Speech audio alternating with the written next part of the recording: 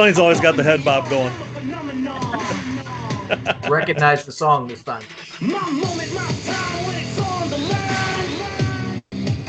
Hey, welcome to the Floor U podcast. A bit of a layoff here between episodes, but happy to be back. Joined as always by Sonny Callaham. Yeah. The one, the only, the notorious. How you doing, Sonny? I'm doing well. I enjoyed some time off, so I apologize for not being available. But yeah, with the holidays, it's always hard.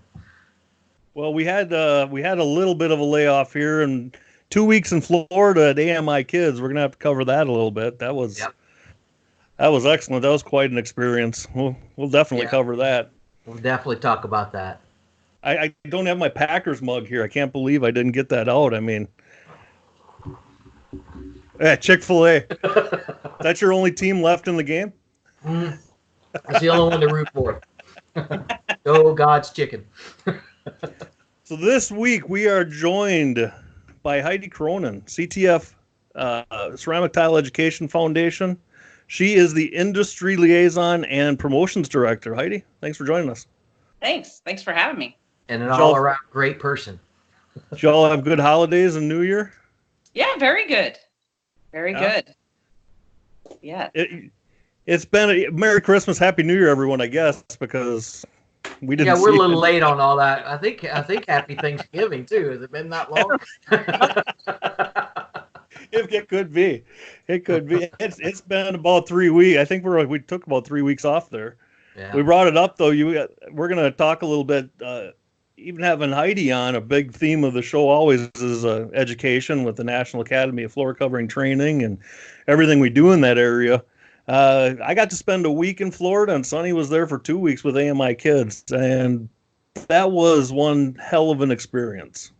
I tell you what, I didn't know what to expect, Heidi. We AMI Kids is for it's troubled kids. It's literally their last stop before prison, not jail, prison. Wow. They have a minimum of 12 felonies, and these are kids. So our group was 15 to 19-year-olds, and we started with 10, and we ended up with 9, or started with 11, ended up with 9. But the way these boys took to learning and some positive attention just makes me want to go back next week and do it again, because that's all they're aching for. They just want someone to tell them how to do it right, and they'll do it. And I'm not talking Florida. I'm talking life. I'm talking going to the store, being a person, being an adult. They just want the guidance. And we had a couple of kids that we thought they were giving us a hard time. We thought they were troubled. And then at the end, when they got their certificates and they were talking to us, they come in and give me a big hug. And I almost came to tears. I mean, it was just amazing the progression these kids made in 2 weeks. So that is awesome. Yeah, and to really have them have an idea that, a rough start doesn't have to mean a rough life, that there's opportunity out there, that they've got a chance to, and it doesn't have to be in flooring. We were pretty clear on that. We're showing them flooring, but, in the trade, some of them, I think, were really interested in the flooring aspect of it, and they got an idea of what it is and what it involves. But, to know that they still have opportunity, that we spent an afternoon just how to read a tape measure, and the pride that they felt once they learned how to do it, and we were showing them, half, quarter, 8, 16, 30 seconds, and then by the end of the day, they could go through it and show them, and they were having a great time. So good. Can you teach me? Dude, it was a blast. It really was, though. It was. That was time well spent. Yeah, it was. It was certainly time well spent. And by the end of the program, they had installed 2 classrooms of carpet tile. They had spread the glue, laid the tile. They laid vinyl plank. They glued down vinyl plank. They did floating vinyl plank. They ground some concrete. They ground concrete. We talked about moisture. They learned moisture comes from the sky, goes to the ground. and all it wants to do is go back up to the sky. I was amazed at how interested they were about the moisture, Paul. That kind of blew me away. I thought we would be 2 or 3 levels over their head, and they just grasped onto it. They wanted to learn more about it, and when they knew it, I could hear them telling the other kids who weren't in the program about it. So it was like they knew something and they were proud of knowing it. So it was good. They're smart kids. You know, a lot of these kids that get into those situations isn't because they're not intelligent. It's oftentimes because they're very intelligent and completely bored. You know, there's no doubt they have the capacity.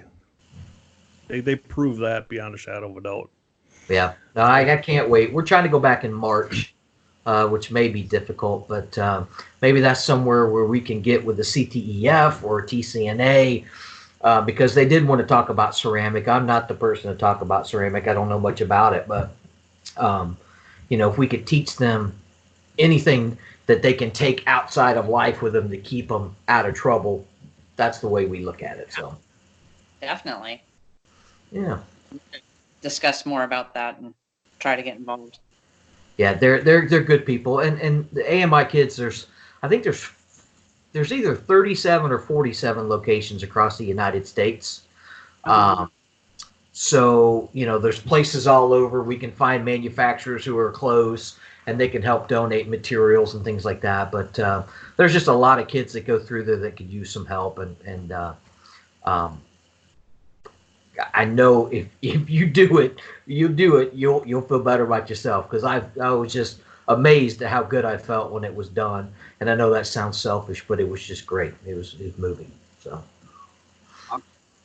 yeah, especially considering we walked in the door with kind of a game plan, and we brought up the computer, we brought up the projector, we started a PowerPoint, and within about 3 slides, we just shut it off. they were done. They were done. Yeah. Heads were down. They were like this.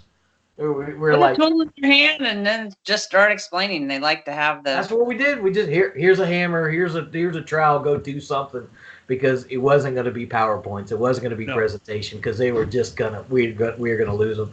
So Paul and I left, went to lunch, redid the entire afternoon to make it hands-on, and then that night we did the rest of the 2 weeks. So it was it was interesting, but it was But good. you do learn. That's something that Sonny and I have had the benefit of, is spending some time doing some training, organizing some events, and doing things by the seat of our pants sometimes, and it works out. It really does. That class has become the blueprint for what we will do with them, and it's going to impact every class we do moving forward. Oh, absolutely. Because part of the education of it is to build some enthusiasm, right? It's part of no matter what part you're training in, part of what you want to do is help build that enthusiasm for the industry and for the knowledge and for the jobs that they do. And there should be pride in workmanship, and there should be pride in what you do and excitement to do it right. And you're always working on not just delivering information, but delivering it in a way that gets people excited about it, gets people enthused about sharing that with others, and going out and pursuing that on the job and so forth. Well, and that kind of sounds like what you do now, Heidi. Is that similar to what you're doing? Tell us about CTEF. So CTEF, I like to build people up. I like to look for people's passion. I like to see what motivates them. And, you know, a lot of times people just need a little push to say, you can do this.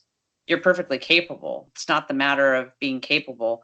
There's a lot of negativity, I guess, around the certification itself, and they feel because of the materials used that it's not, you know, everybody has their opinion, but you don't know. As what the slogan we've been kind of using is, you don't know until you know what it is. And so you gotta, at some point in life, just take a leap and try things. And as uncomfortable as it is and as scary as it is, to take that leap is so empowering and builds you up and builds your confidence and empowers you to be a better you. And, you know, so like my story of, you mentioned before, of, you know, how I came up in the trade, I was born into it. My family had a distributorship. I joke that I started my career when I crashed my parents' car at 15 and had to pay it off by building ceramic tile sample boards. Um, um, Jumping into the industry. you mentioned these are kids in the criminal justice system. My degree is in criminology. I wanted to go into probation and parole. I enjoy and am fascinated by what makes people tick, what makes them do what they do, what motivates people. So it's always kind of been a fascination going through college. Plus, criminology classes were hysterically funny. The professors were great. And it kept me interested because I wasn't really, do you go into business? Do you do this? I didn't know what I wanted to be. I have a degree in criminology too, Heidi. That's something else we have in common. I wanted to go into probation and parole, but you had to test. I am a terrible multiple choice. Hey, we all three of us, I went into criminal stuff, so, you are a criminal. That's different. There's different. Horrible multiple choice test taker. So I didn't get anywhere getting hired because you have to get past all these stupid tests to get hired on. And I worked summers in the family business. I worked everywhere from accounting to the warehouse to customer service. And so when I graduated and got done, my dad wanted to open a branch in Medford, Oregon. So he says, I'll pay you this much money and you'll open it, and you have to give me a 5-year commitment. And I went to college in Ashland, Oregon, which was just outside Medford. So I was like, great opportunity. Sure. Why not? So I went into it and never looked back after that. I remember walking into the customer base. I mean, I had a month training on the Portland order desk and then kind of thrown to the wolves and like, here you go. And I was like, okay, wow.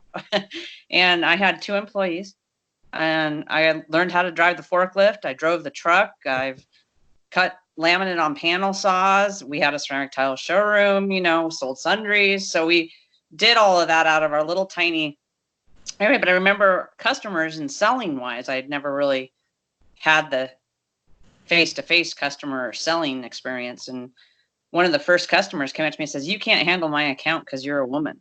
I'm like, oh, a challenge. I like it. And by the time I left, maybe he just thought he would always get better service because you were always trying to reach that bar. Maybe that was just a psychological ploy there. What an idiot. So after 5 years, my husband at the time job back up in Portland, and I'm like, okay, well, we're moving. My dad's like, well, I'm not just giving you a job, but we do have an opening in purchasing, so you can be a purchaser. So okay, great. So I moved to Portland and became a purchaser and purchased our major lines, Metro Floor, Wilson Art Laminate, Wilson Art Flooring at the time. I mean, that just Burke Mercer. I mean, there was all sorts of lines that we carried that I started purchasing. And then, about 3 or 4 years later, they walked in my office and they're like, okay, now you're vice president of operations. Okay, what is, and so then I was in charge of the warehouse and in charge of hiring and firing people. And, interesting. I'll never forget my dad's words to me, and he had great wisdom. I remember complaining once because I screwed up an order, and I was crying once when I was being trained for Medford for messing up somebody's order. And my dad's like, crying's not going to get anywhere. Just fix it and take care of it. You're not going to earn people's respect by crying. And I'm like, okay. And it was, his words were kind of harsh, and you're kind of like, wow, okay, well, I don't like your answer, but you're going to move on. And you just keep going at it and working with people, with a wide variety of personalities is really hard to corral in and kind of, but I paid attention to everyone within the company and just kind of watched. I was a really good observer for years, and I just observed everything. And after also the company also had everybody and their dog was all retiring at the same time, all upper management within 3 to 5 years of each other. And so they kept asking me, well, what are you going to take over? Are you going to take over? Are you going to take over? I'm like, oh, I guess. Thousands. Yeah. Yeah. And so we, and then in 2013, they made me president of the company. And unfortunately, the company didn't make it. And it opened a door. It was really hard because a lot of people were thinking that the company defined me, but I realized that I defined me. And I went out to get support within the industry when I became president of the company to learn from everybody else in the industry. So that's when I got involved with NAFCD, with the Flooring Association Northwest, with Powerhold. I got on all those boards and I learned. I was president of the Flooring Association Northwest for 2 years, 2015, 2016. That was a local WFCA affiliate at the time. And it was really hard to be that because that one was really more of a retail-based association, and to be a distributor running it and not pushing your products and staying neutral and not looking like I'm trying to get something out of it was really a goal I had throughout that time frame. Sure. And I can relate to that, certainly. Yeah, and then NAFCD, after being on that board for a year, be it my dad didn't want me on any of these boards. He was dead set against it. Said that I should be there running the company instead of being on these boards. But these boards were my education. And I actually got on 3 of them in a 3-month period and just about made it. That's your rebellious daughter coming out. All within about You don't want me on any, I'll be on 3. Thanks for that. Yeah. I got on to the Flooring Association Northwest first.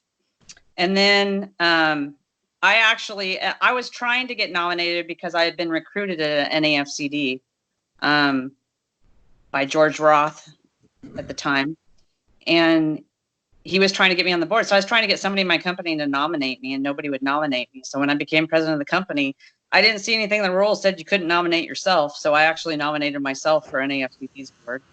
And I didn't know about it when I said yes to the Flooring Association Northwest. About a week later, they're like, okay, you're on the NAFCD board. I'm like, great. And then it surfaces that following January, I got on I was at a cocktail party at Powerhold, and I made mention to one of the board members, hey, I'd be interested if an opening ever comes open of doing this. But we had been a Powerhold member for like 7 years, and the board never changed. And I'm like, yeah, this is so far off. But about 2 or 3 weeks later, JJ Haynes buys CMH space and they have a board opening. I'm like, ooh, key. So I'm on that. But yeah, careful what you volunteer for, because they'll find you a spot. Oh, I know. But you know what? It was such an education. And funny enough, that April, the Flooring Association Northwest had a board retreat. And they brought in a speaker, and it was kind of like, what's your purpose for serving? What are people's motivations for serving on a board?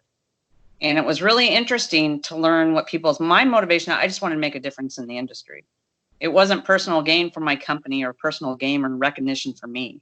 I can really care less about how I look, but it was about, let's make a difference and do something to help the industry, because I grew up in it and I loved it, and I love the people in it. It doesn't matter whether you're on the ceramic side or you're on the LVT side or the hardwood side, or whether you're on the sundry side. Everybody, it's a different little mix, and they all kind of work differently in how you buy things and do things. But it's all this community, and people are really passionate, and so you kind of try to buy into it. And after a year on it, I have bought into it. They asked me to be on the executive committee, and I said yeah. And so I was the president in 2017 of NAFCD. And that's probably as I feel, my greatest accomplishment was diversifying that board and getting people to buy into the passion of making a difference in the industry. And it has a fabulous board right now that works well together, and they're all engaged, and they're all helping out, and they're all trying to do their part to make the industry better on that board. So it sure makes it a lot easier. I've served on functional and dysfunctional boards, and it sure makes that volunteer time feel worthwhile when something's really functioning properly. When I got on NAFCD's board, it was all hardwood manufacturers and very, very, very large distributors. And a few changes kind of happened. And when they asked me to be on the executive board, you get in charge of trying to recruit the people after you. And so I started looking, and then Fiona fell apart. And I said to myself, that's who you go after for membership. So I started going after the Fiona members. And okay, we're going to make you. Some of these things we occasionally have to clarify. We've been told before that we use way too many acronyms. Yeah. So the ABCs. NAFCD is the Distributors Association. Yeah, North American Association of Floor Covering Distributors. And Fiona. Sonny would know that one better. Flooring. Yeah, thanks, Heidi. Yeah. Installer Association of North America, right? Yeah. Flooring Installers Association of North America. It was Power Hold Group. That's what I always said. It was mostly the Power Hold people. Yeah, pretty much. But then I went after recruiting, and Fiona was started because some people were angry with NAFCD at the time. I mean, NAFCD has evolved. Like I said, you can't judge things based on the past. You have to look at what's the future holds and have a little bit of ability to see the future and have faith that the future will be good if you support something. I mean, a lot of people have a real bad tendency of dwelling on the past, but in our industry, yes. Honestly, holding that doesn't help you grow. It just stalls you from not moving forward. Mm-hmm. And so I really like the board. It has, I got a millennial on the board of NAFCD, which was great. AJ Warren, great guy. Everybody on the board is fantastic. There's women, there's every type of manufacturer, within the gamut of floor covering. We try to mix it up. And it's just really functional. And I was president, we exchanged with National Builder Materials Associate, NBMDA. That's a really hard one. We do our convention together, NAFCD and them do their convention together. And we switched going to each other's board meetings. The president of NBMDA came to ours, and I went to theirs. And I think I spoke more in NBMDA's than most of the board members, just because, Wilsonart Laminate, which we were a distributor of, so I knew a lot about that association as well. We just weren't members at the time. And then Ray came to ours, and he was like, wow, that was the most engaged board and most productive meeting I've ever been to. So that just made me happy to know that it was well and functioning. So my dad took me to my first NAFCD when I got right out of college. And so I'll never forget. I remember it was early 90s, and they were talking, The Economist was talking about other distributors buying up other distributors. And my dad looked at me and says, look, I guarantee you this is going to happen in the next 5 years. And it did. So it was kind of like, wow, okay. So he started paying attention. And once they really started later on in my career, letting me go to the NAFCD conference, I don't think I missed a year once they started letting me go. It was great education and great people. And I picked people's brains. That's, you go to these trade shows, networking. So if we come forward to today, what are you doing right now with CTEF? What are some of the initiatives you've got going? What are obviously, and let's just start with what kind of education's offered. Where does it start?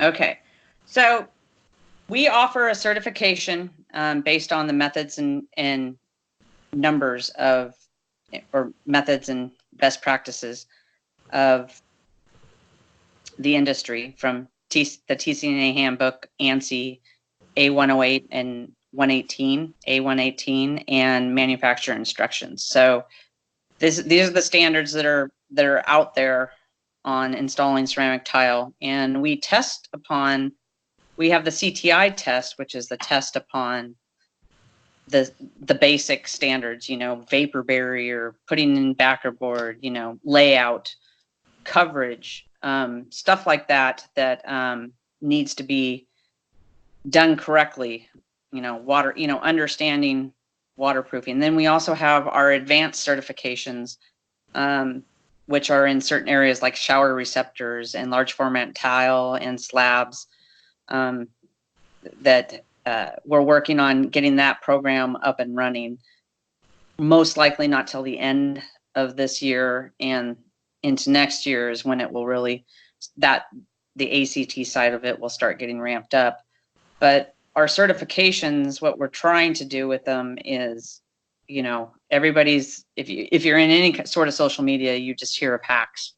Everybody's complaining of hacks and people lowballing and doing stuff. And so you got to raise the bar and change the mindset of the industry and look at labor as not as labor, but look at it as a craft and look at it as, these are the people who are bringing your dream as a consumer to life in your house, and your house costs you a lot of money and you want to do it right. Why are you looking at the labor side of it and going for the cheapest possible for it not to last and to cost you down? Because the industry knows, and everybody being in it, whether you're a manufacturer, distributor, or retailer, failures cost you a ton of money. A ton of money. And it's a good majority of a lot of the failures out in the field are either not an understanding of the products. People don't like reading directions.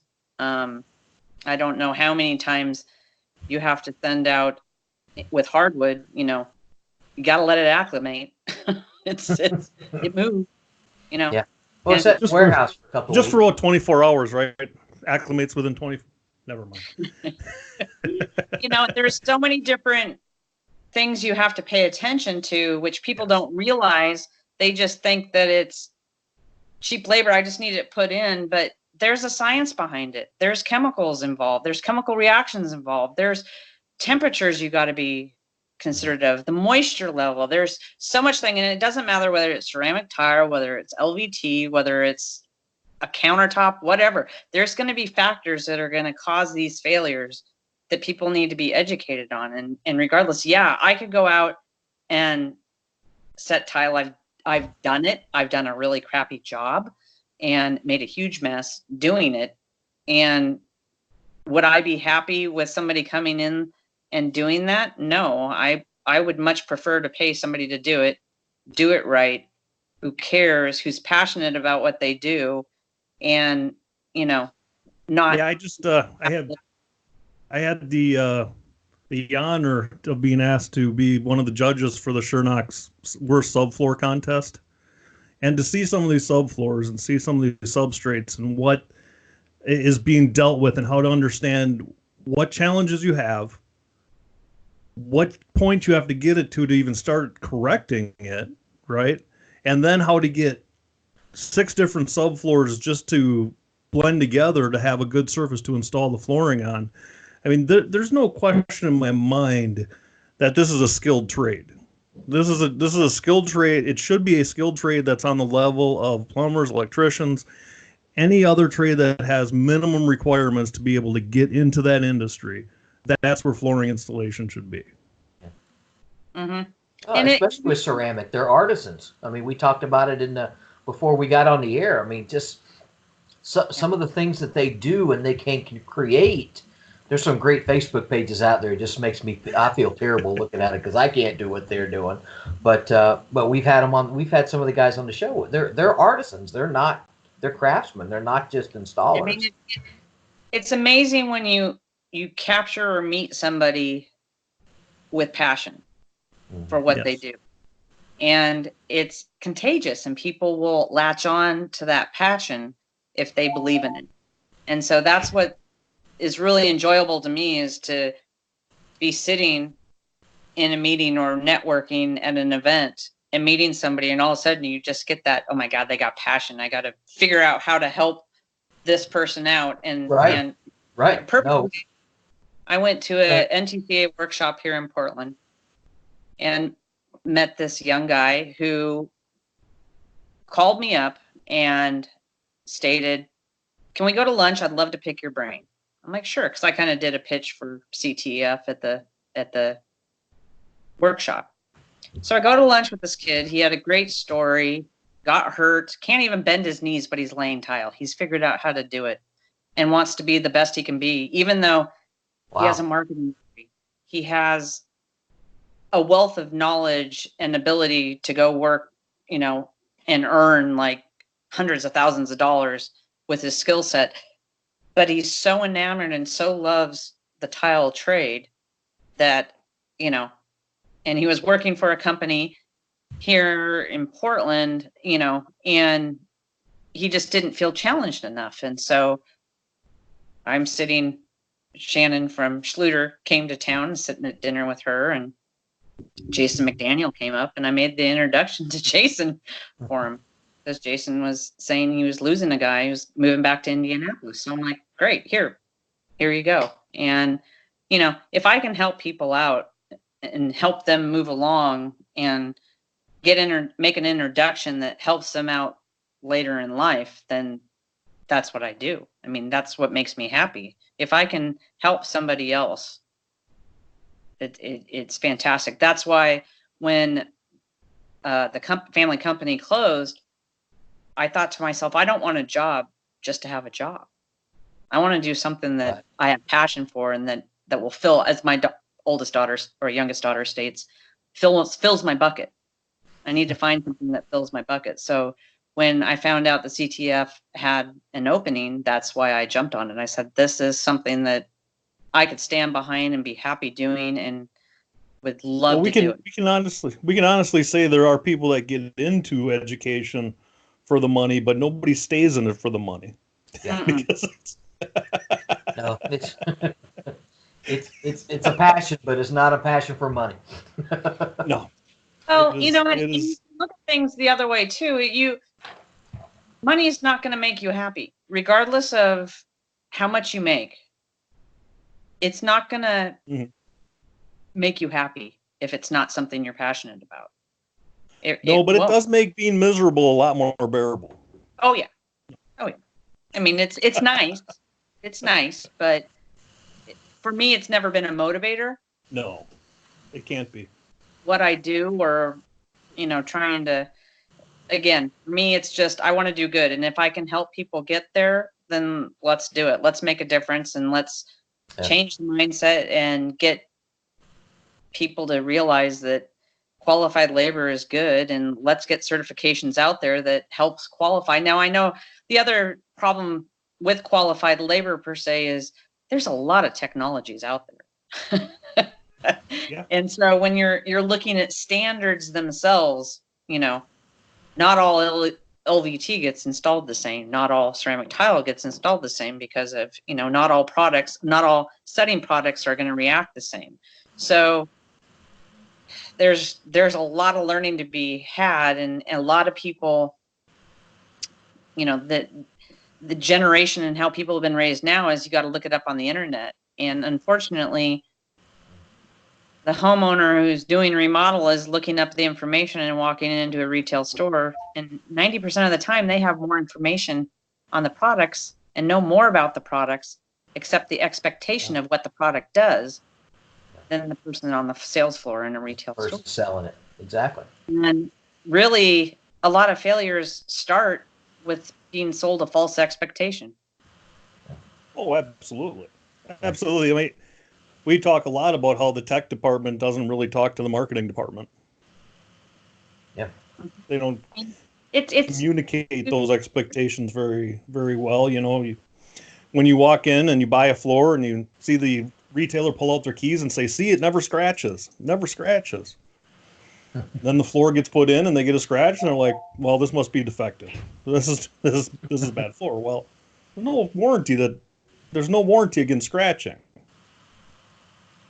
Yeah, I mean, it was fascinating at Total Solutions Plus this year. TCNA conducted a test with waterproof, flooring, not ceramic tile, but the stuff claiming to be waterproof flooring, and the leak rates, and what it really truly is and what's being sold is not the same. And again, it's just a race to the bottom. Everybody trying to have the cheapest and the newest thing out there. And like I said, I don't have a problem against any other products. I sold it. I understand them all. I know there's new technologies that come out, and but it's a interesting. Well, there's floating ceramic and floating marble that's coming out now. So an Edge failed miserably about 10 years ago. There was just a press release. Just a press release. I forget who the company was, but it was floating stone, floating. It was called ceramic. Edge. We carried it, and trust me. So good luck. I do flooring inspections. I'm okay with these products coming out. Yeah, good luck with that one. I want to see how that one works out. But it's funny you mentioned waterproof flooring. We're actually at ASTM F06. We're working on a definition for waterproof and water resistant, because in flooring people are using those words interchangeably, and they're actually don't meet either one of those definitions. So we're trying to make a definition for both of those words right now when it comes to flooring. So, like I said, the industry in the world is changing so much, and there's so much technology, and there's so much for everybody to learn. The best that we could do, or at least we could help certify, the goal is to get to states to require it for licensing. So you're held responsible. We're looking to, a lot of people don't realize that the Ceramic Tile Education Foundation is 3 of them.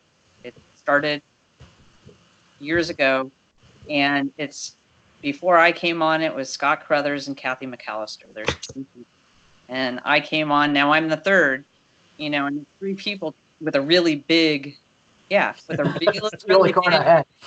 really big goal of getting there. And so as much help as we can get, support from manufacturers. We're a nonprofit.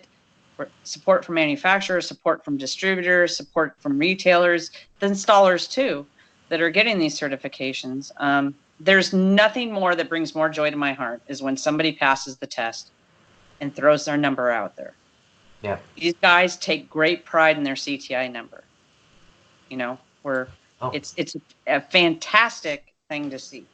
And, a lot of people are saying, well, what do I get out of it? What does it do for me? It's really how you perceive yourself is the best way for me to describe it. I'm not going to sit there and shame people and say, oh, you're just scared or whatever. I mean, people have difficulty with change or doing something different because it's a fear of the unknown. And that's not bad. And that's not saying you're fearful, but sometimes it keeps you from stepping forward and stepping outside your box and being a little uncomfortable for once and putting yourself out there. And it's okay. We don't shame you if you fail it. If you don't pass it the first time, we're going to sit there and root you and say, you know what, get up. This is what it is. And we give out a report card afterwards, basically stating this is the areas that, can use improvement to help educate you and get you to where you need to go. And to get you there. And we've had a lot of people this year who haven't, that have gone back and done it and, have tried 2 to 3 times. And, for them, I have a ton of respect. Good for you. Don't let do everything you can to help them. Stop you from achieving a goal that you want to do. You have to always have a goal, and to reach those goals, you're going to have to step out of your box. So you talked like what you said earlier. Anybody with a passion, you just want to help, because the 3 of us have a passion for flooring. There's no doubt about it. So when we find other people who have that passion, we want to help them. We want to do what we can. So I think it's great what you're doing, and we're hoping that NAFCT can turn into something like that. We're doing our first certifying class next month. Actually, in Pennsylvania, we're going to have our first heat weld class. You'll be a certified heat welder, flash cove and heat welder. And that's the first step, we think, to get the manufacturers involved to back the system. Because if we have more installers who are certified and know what they're doing, the jobs for the manufacturers are going to go better. They're going to last longer, and ultimately it's going to save them money. So it's the first part of the circle. It's the hardest one to get started, but I have a lot of respect for what you do, because we're going down that same road right now. And it's difficult. It's hard to take the people that have good arguments against it. And like I said, I totally understand and can respect people who have been in the industry a long time and say, well, I don't need it. But I also respect the people that have been in the industry a long time and say, you know what, I'm going to go for it and try for it. You know, it just makes me. I don't think it's about those people don't quite accept that it's not really about them. It's about having it so it doesn't take 30 years to be to the level that you don't need it.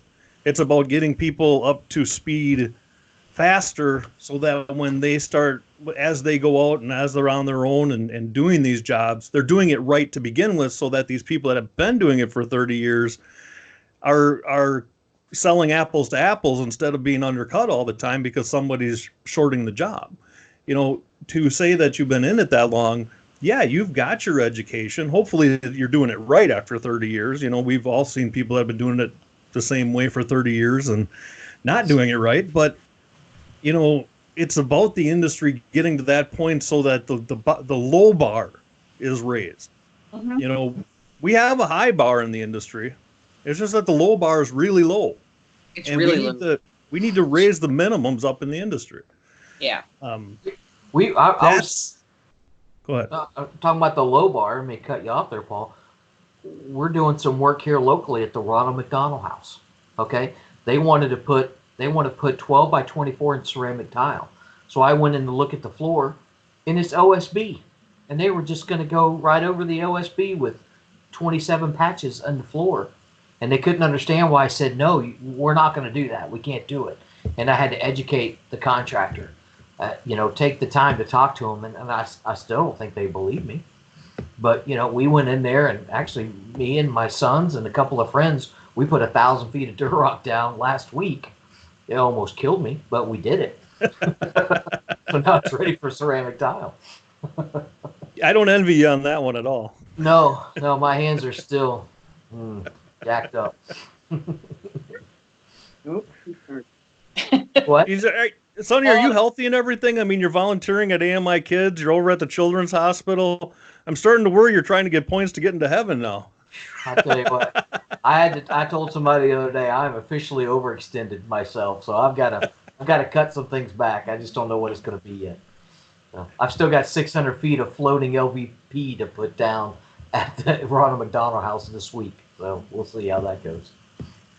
Well, I said before, my son spent some time there when he was born at Children's Hospital, and we were at the Ronald McDonald House. And they're amazing people. We stayed there so many days, and I think it was $10 a day they charged us.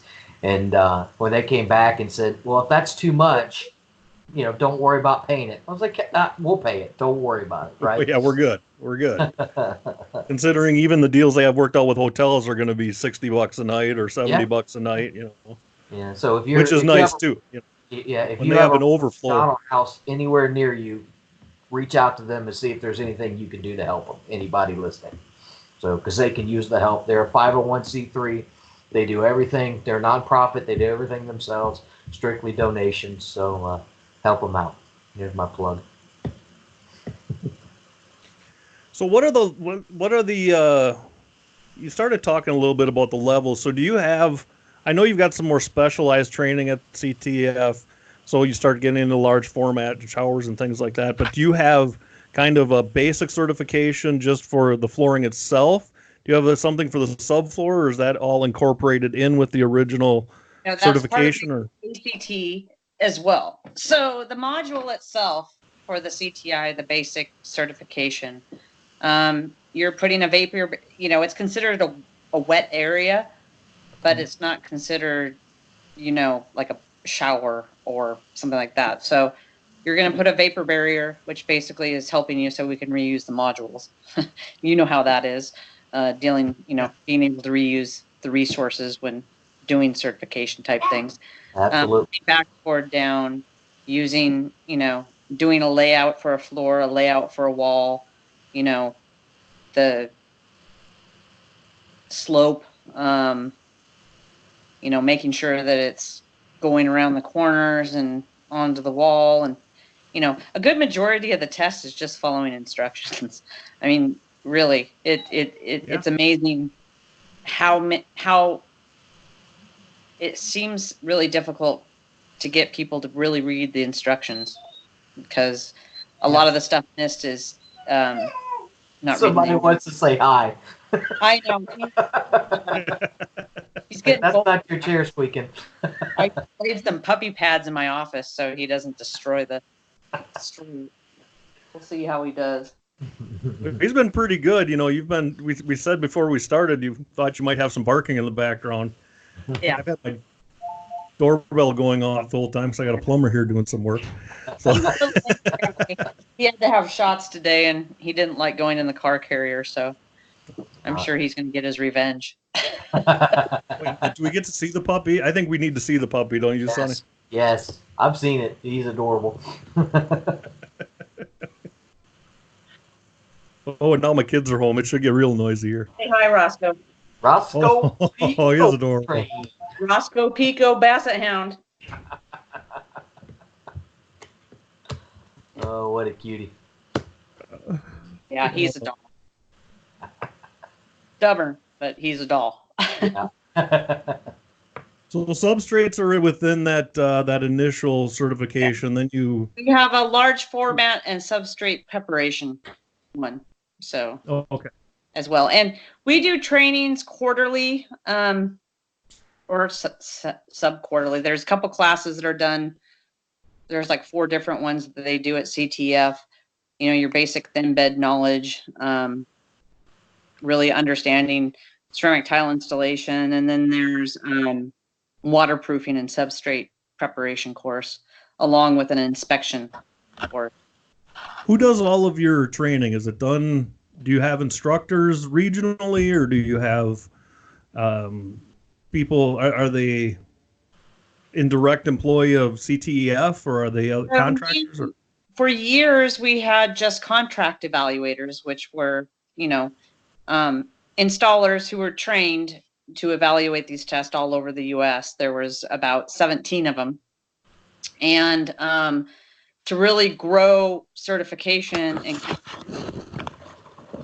now, and we're working on rolling over and changing how we do things so we can really get the numbers up to what we call industry evaluators, which are manufacturer technical reps that will come in and evaluate the tests, and then we can get more of them in smaller groups around the areas where we need to go, which is basically all over the U.S. But it, you know, if they're covering a region and they're going to be there, having communication and saying, hey, we got a CTI test scheduled, are you going to be in that area? They can look at going into their own territory and doing it. But they're the evaluators. They don't give the actual certification classes. No, the classes themselves, there isn't really a class. It's a self-study test, pretty much. You get a written portion. And then a performance evaluation? Yeah. Okay. And it's a pass-fail certification. We're looking at, you know, kind of advancing, moving with the times, kind of. There's a lot that we can do with the test. We know that. We're looking at it. But right now, we're really concentrating on getting the numbers of people certified, because you can't go to a state if you only have 34 people in that state who are certified and say, hey, you got to require this to do this. You know that one. And that is the chicken and egg argument we always have too, that, okay, so we want to get all these people certified so that manufacturers or states can have some level of legitimacy coming out and saying, find somebody certified, or you have to have somebody certified. But without that, the urgency for people to get certified isn't there. No. You know, so it's a constant battle to try to get people certified, but at the same time, they don't have that urgency for it. Yeah. And, you know, interesting enough, in commercial and high-end residential, there is starting to become specifications in the definition of qualified labor, and some of them are being turned to even ACTs, the higher end who are specialized in these things for these projects, are requiring people with these certifications in order to do it. So ACTs is what? That's the advanced certification. So that would be like in waterproofing or large format tile, gauged porcelain panels. Or do any manufacturers at this point require CTEF certification? Manufacturers, no. They support CTEF. They are definitely there, but everybody has their own way of doing things. So it's very difficult to have certifications based on products per se. I mean, you can base it on a generic scope based on the industry of how it's defined in industry standards. And that's what CTEF does. It's the industry standards instead of brand specific. Okay. Sonny, any other questions? We're coming up. We got a little time here yet, but we're coming up on our time. No, it's that's all good stuff. Like I said, we're really in a similar position as CTEF. We're just, about 20 steps behind you. But so I appreciate you filling us in on some of that stuff. But we recognize that there's some things in the industry that could be made better, and we think it starts with helping the installers. If we help the installers, the industry will get better. I don't think it starts with the manufacturers. I don't think it starts with the distributors. I think it starts with the installers. And Paul said it before. What's that thing you say? Raising water lifts all ships. Rising water lifts all ships. Rising tide lifts all ship boats. Yeah. See how much I listen to them. But we're trying to make this place better, and we think it starts with the installers, and that's where we're going to focus a lot of our attention in 2020. So it sounds like you guys are doing a lot of the same thing. And whatever we can do to help you guys, we'll be happy to do it. Yeah. I know you were down by me, a couple of months ago, and we didn't get a chance to meet up. But next time you come down to Clemson, just let me know. I'll be happy to take you to dinner. I'm sure Chris and Kim will come too. I love going in the summer into the what I like to call the swamp, because there's not humidity like that out here. Oh yeah, you need scuba gear when you come down here in the summertime. Are you guys going to surfaces, or are you going to be able to find you anywhere? Yeah. We will be. You can find me in the NTCA booth. We will be in the booth. Both Scott and I will be there at Surfaces. We'll be at Coverings and at Total Solutions Plus. So, okay. And a little shout out for the Flooring Installers of America. I know you're on that page too. We are going to meet Tuesday at the CFI booth at 4:00. We just don't know what we're going to be doing yet. So, if you want to meet some of the people you've been talking to, we're going to try to put some faces to names and try to get as many people there as we can. So, try to do a cocktail hour or something fun, but I think there's only like 25 people going. So it's, I say come meet me. I'd love to meet people. I thrive on networking and getting to know people. So I think it's great. Put a face to a name. Go by and see Heidi. You guys will not be disappointed. Where can people reach you if they want to find out more, Heidi? They can reach me at Heidi@tilecareer.com. That's my email. You can go to our website, www.ceramictilefoundation.org. You can find the list of all the tests we have scheduled. I'm constantly scheduling them, so it's a never-ending thing for me to do. So don't be Idaho today area, because you can register for the written. It's a 2-part test. You just piped down. Sorry. I'll talk to you, Paul. It's a 2-part test. It's a written portion, a self-study open book online portion, and then the hands-on. You can register for just the open book written, and then I will work and notify you when I get a hands-on scheduled in your area. So we encourage people to register. We're working, we'll work to get one in your state, close to you. I can't guarantee it's going to be in your town, but I can get one near you and give you plenty of notification that when's coming up, and ask if that's what you want to go to. I'm very interactive, so if you have any questions for me, you can find me on Facebook. Heidi Cronin, I'll befriend you. I don't, I'm not, this is my person. You're gonna see my dog, and you'll see my personal life if you want to. But I'm pretty well behaved, at least on Facebook. I was gonna say, on Facebook. I'm also on Instagram if people, want. But like I said, I will respond. You want to send me a private message and ask me a few questions, I'm happy to talk to you. You can send me an email. You can give me a call if you want, 503-803-1018. If you have questions, ask me. Sonny, I'm here. Sonny, where are you going to be? I didn't mean to cut you off there, Heidi. Was that it? Yep. No. Sonny, where are you going to be at? What are you doing? We're actually going to be out of services at the end of the month as well. We're not going to have a booth, but we'll be walking around.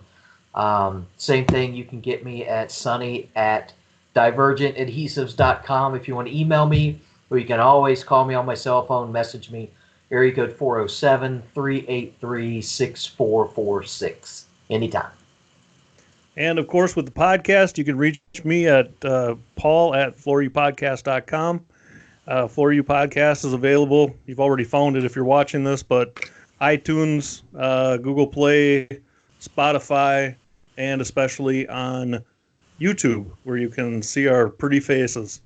If you want to reach out to me, if you need an inspection done, I do a nationwide consulting and inspection. You can reach me at Paul at floorclaimsolutions.com. You can also reach us regarding any classes, Paul at nafct.com or Sonny at nafct.com. I think that's everything. Heidi, thank you very much for joining us. Thanks, Heidi. I enjoyed it. Thanks for your patience. We tried this when we were in Florida, but didn't have the Wi-Fi bandwidth. So thank you for your perseverance and rescheduling this with us. Yes, my puppy actually somewhat behaved. I'm impressed. He did good. All right. Better behaved than I usually am. Thank you. So, thank you very much, everybody. We will be back next week. At least that's the plan. And any questions or comments? Oh, the YouTube stuff. Don't forget to subscribe. No, we need to give the teaser. We do have a big topic next week we're going to be talking about. A good topic, talking about how to help installers. So keep your eye out for that. It's going to be a good one. Yeah, it should be Paul will be on conversation piece. A conversation piece? Conversation. Thanks, everybody, for joining us. See you again next week on the Floor U Podcast.